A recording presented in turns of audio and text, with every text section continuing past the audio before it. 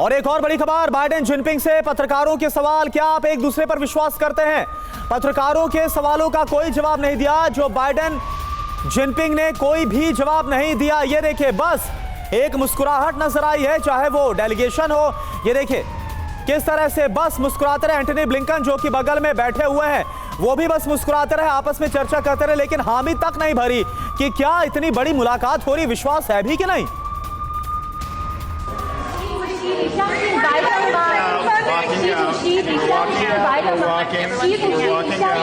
Thanks, guys. Thanks, press. Thanks, guys. We're walking out.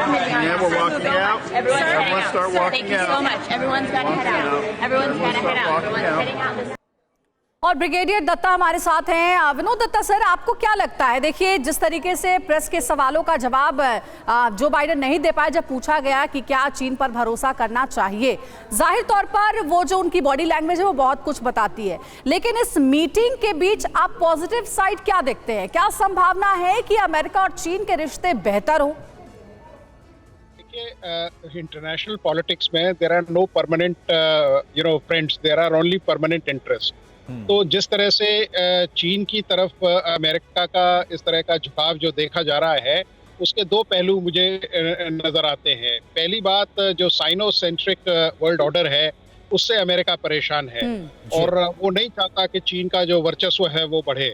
दूसरी चीज जो है वो ये है कि अमेरिका में इलेक्शंस हैं और अगर आपको याद हो, ट्रंप एडमिनिस्ट्रेशन में भी यही देखा गया था कि चीन किसी भी तरह से, चाहे साइबर के तौर से या और किसी तरीके से, वो अमेरिका के इलेक्शंस को इन्फ्लुएंस कर सकता है। तो ये सब चीजों को देखते हुए अमेरिका की जो नजदीकियां चीन से देखी जा रही है वो इसी संदर्भ में देखी जा रही हैं। दूसरी चीज, अमेरिका डिपेंडेबल अलाई नहीं है, उसको जहां अपना इंटरेस्ट दिखाई देता है, जहां इस तरह की कोई चीज दिखाई देती है, वहीं वो उसका झुकाव इस तरीके से देखा जाता है। ठीक, चलिए, बिल्कुल। तो जिस तरफ इंटरेस्ट बनता हुआ नजर आता है, चीन हो या फिर अमेरिका, जाहिर सी बात है मुद्दा यहां पर यही था कि एक दूसरे की जो इंटरेस्ट है, जो प्रभावी हो रहे हैं, कैसे वो इस तनाव की वजह से उनको सुलझाया जाए, कैसे इस तनाव को कम किया जाए ताकि जो लगातार नुकसान हो रहा है। और सबसे बड़ी बात, इलेक्शंस पर सबकी नजर है, डोमेस्टिक ऑडियंस पर सबकी नजर है।